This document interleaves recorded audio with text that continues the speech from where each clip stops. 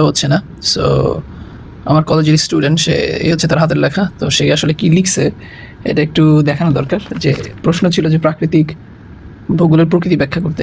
So প্রাকৃতিক ভূগোলের প্রকৃতি সে ব্যাখ্যা করছে যে এইটা দ্বারা আমরা কী করতে পারি, যেমন বিভিন্ন ধরনের পরীক্ষা, কোন অঞ্চলে কেমন তাপমাত্রা আছে, বৃষ্টির আবহাওয়া কেমন আছে, কতদিন পৃথিবীতে সূর্য উঠবে না, পৃথিবীতে কতদিন সূর্য উঠবে না সেটাও আমরা নির্ণয় করতে পারি। এরপর সে আরও বহু কিছু লিখছে। যে এখানে একটা প্রশ্ন, সেইখানে প্রশ্ন যাই হোক, প্রশ্ন ছিল হচ্ছে যে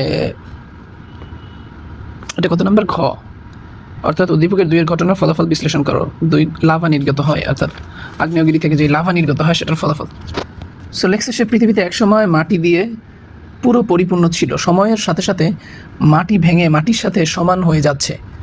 মাটির গভীরতায় অনেক তাপ আছে যা সবসময় উত্তপ্ত হয়ে থাকে, কারণ পৃথিবীতে বিভিন্ন ধরনের গাছপালা আছে যা মাটির সঙ্গে মিশ্রিত হয়ে গিয়েছে এবং তা আস্তে আস্তে জলীয় বাষ্পে পরিণত হয়ে বিভিন্ন ধরনের তাপ সৃষ্টি হয়।